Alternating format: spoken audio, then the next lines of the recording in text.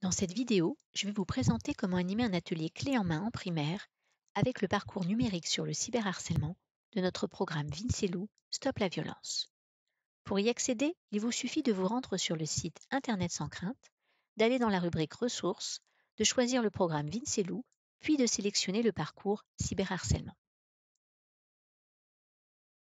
Arrivé sur le site Vincelou, une fiche vous présente le parcours, ses thèmes et objectifs pédagogiques. Ce parcours vous permettra d'aborder collectivement, avec les enfants, les signes du cyberharcèlement, d'appréhender les différences entre monde réel et virtuel et de les responsabiliser sur leurs actes et leurs conséquences. Un guide d'accompagnement vous apportera le déroulé complet pour animer cet atelier. Quand vous êtes prêt, il vous suffit de cliquer sur le bouton Lancer.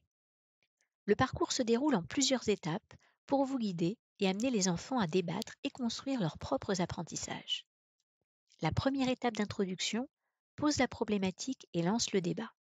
Elle permet aux enfants d'exprimer a priori leurs avis et connaissances du sujet. Plusieurs exemples de questions vous sont proposés dans le guide pour faire émerger les représentations des élèves. La deuxième étape est une vidéo de 2 minutes mettant en scène les personnages Vince et Lou. Dans cette vidéo, Paola, l'amie de Vince, est victime de moqueries.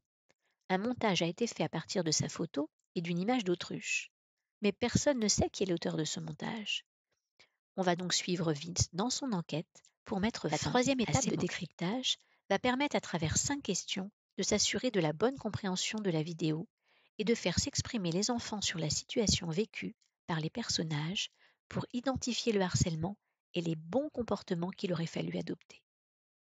Là aussi, les explications et messages de prévention sont détaillés dans le guide pour chaque question.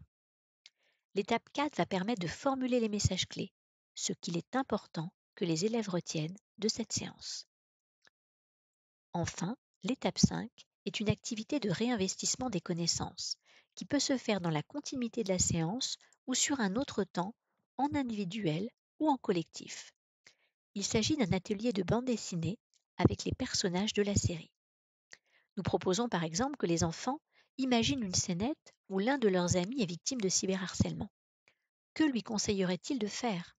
Mais plein d'autres situations peuvent être proposées pour s'assurer, à travers cet atelier créatif, que les enfants ont retenu et sont capables de transmettre les bons conseils pour prévenir et agir contre le cyberharcèlement. Tout au long du parcours, vous avez aussi des outils numériques qui peuvent vous aider à garder la trace et structurer la réflexion des élèves.